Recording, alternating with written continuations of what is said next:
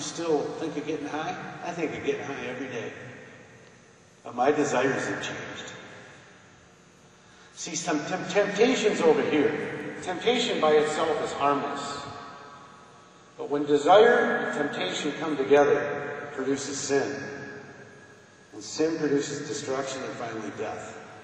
So if you can change your desires, and my desires today are to have the quality of life that I have, free from drugs and alcohol, I don't have to go here anymore. Doesn't mean I don't think about it. It doesn't mean I'm not tempted. I go by the liquor store every day. I see them dealing dope on the corner every day. Believe me, I know where to get the dope. Doesn't mean I have to go there.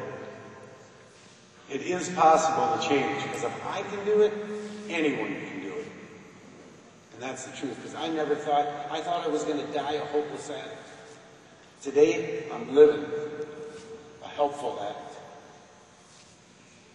I'm not dying from AIDS, I'm living with AIDS.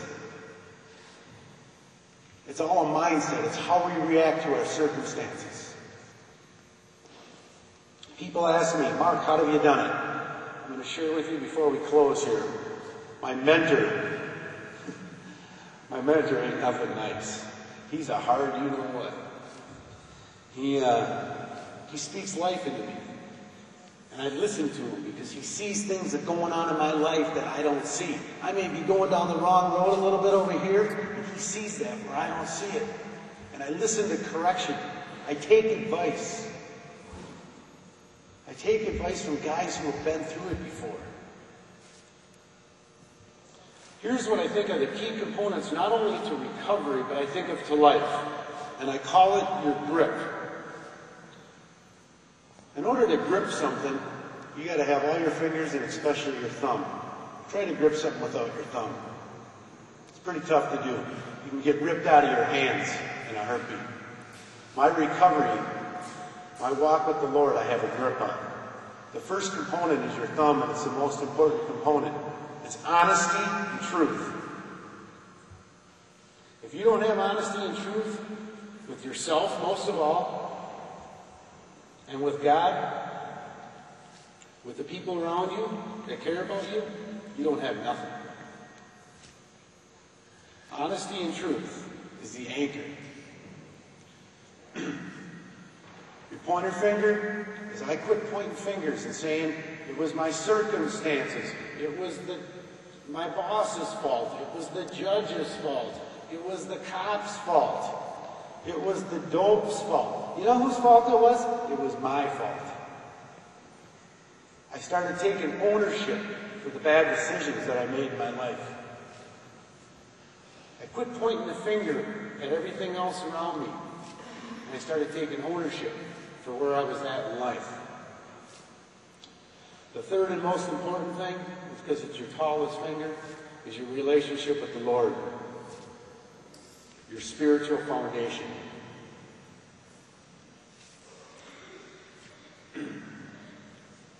The fourth thing is a three-component deal.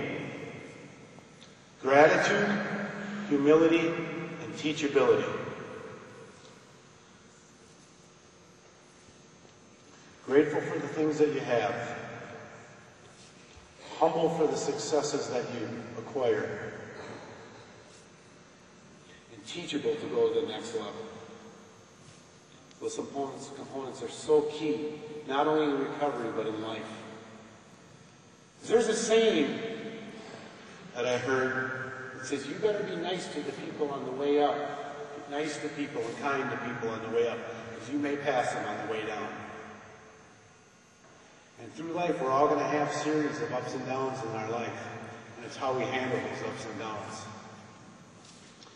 The fifth and last component is willingness and obedience.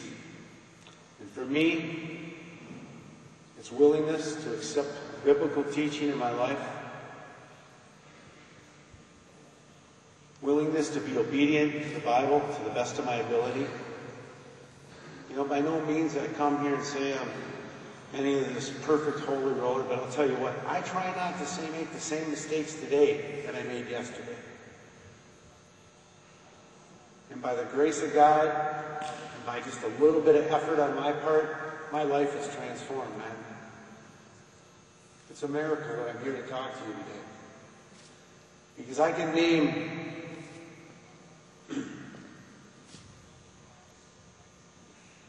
a lot of my dear friends who ain't here anymore.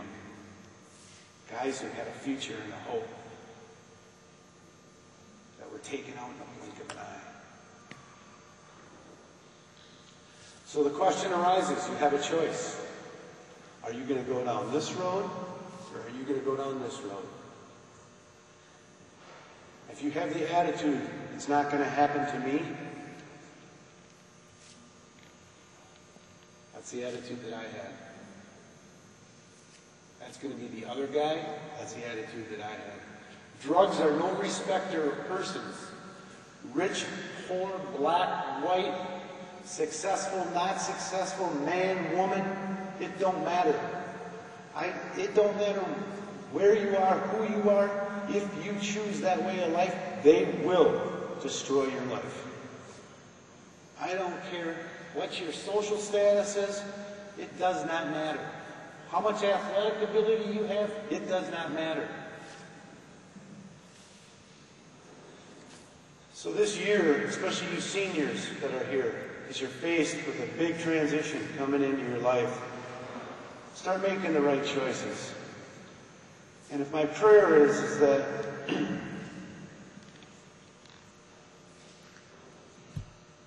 when you come across that moment in time where you have to make a difficult decision, remember my story.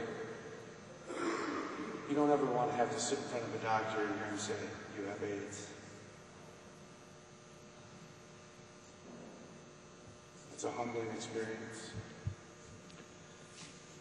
You know, I think of all the teachers back at Hill Murray when I was here, and some of them are still here. Mr. Ryan, I think Mr. Conway's still here. Mrs. Suter was here, and all these people that spoke life into me. And I want to thank you, teachers that are here, for the life that you spoke into me. I see ex-hockey players that are here that are now teachers here, friends that I saw in the hallways. I want to thank you for being here. You have a choice in life. My prayer is that you start making the right choices on a continual basis. You will avoid a lot of heartache and hardship. If you're in this audience tonight and you're involved in any way, shape, or form, and you need help, there's a way out. You can ask for my number personally, and I will get you connected. Don't be ashamed. Don't let this thing spiral out of control. And as you go into your year here at school, and the temptations arise, remember your desire and your temptation. They don't have to come together. Make the right choice. Be a winner. Hang with the winners. Support your friends. Help your friends make the right decision. Because a friend would not let someone else make the decisions that I made and watch them go down that road. You guys have a blessed year. Thank you.